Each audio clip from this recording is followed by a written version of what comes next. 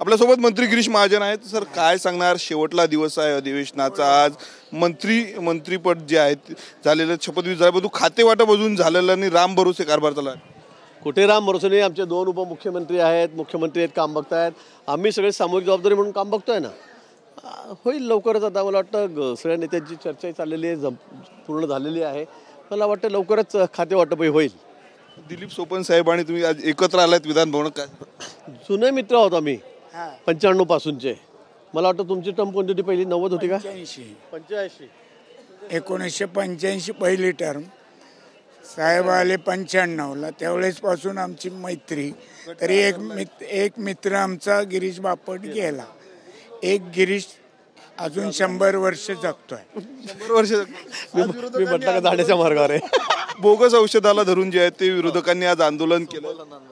नाही, मला वाटतं त्या संदर्भामध्ये अतिशय गांभीर्याने सरकारने हा विषय घेतलेला आहे आणि चौकशी, अतिशय सखोल चौकशी त्या बाबतीमध्ये सुरू आहे. विषय खरोखर अतिशय गंभीर आहे. अशा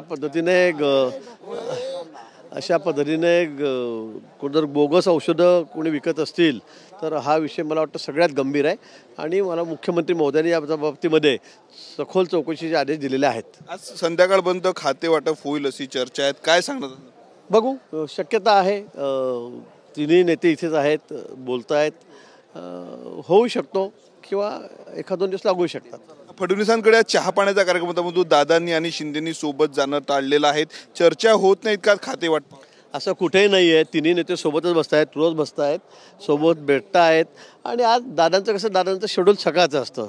दादांचा कार्यक्रम 5:30-6 वाजेपासून लोकांना भेटीचा सुरू होतो. आपल्याला कल्पना आहे 6 वाजेपासून. त्यामुळे दादा लवकर येऊन गेलेत. शिंदेसाहेब थोडे उशिरा आलेत. उशिरा आल्यामुळे त्यांनी आधीच सांगितलं होतं की मी 9:30 नंतर येईल. आणि म्हणून मग ते 9:30 वाजता त्या ठिकाणी आलेत. दादा 8:30-9लाच निघून गेलेले होते. मुख्यमंत्री आणि उपमुख्यमंत्र्यांना देखील खाते नाही. तर मला वाटतं ते सर्वच खाते वाटप, 3 पक्ष आहेत आमचे, महायुती आहे, त्या संदर्भामध्ये वाटप जवळपास आता निश्चित झाल्यासारखं मला तरी वाटतंय. लवकरच हा निर्णय होईल. लवकरच खाते वाटपाचा निर्णय होईल अशी प्रतिक्रिया जी आहे ते मंत्री गिरीश महाजन यांनी दिलेली आहे. कॅमेरामॅन नेकीसह मी स्वप्नील उमाप, TV9 मराठी, नागपूर.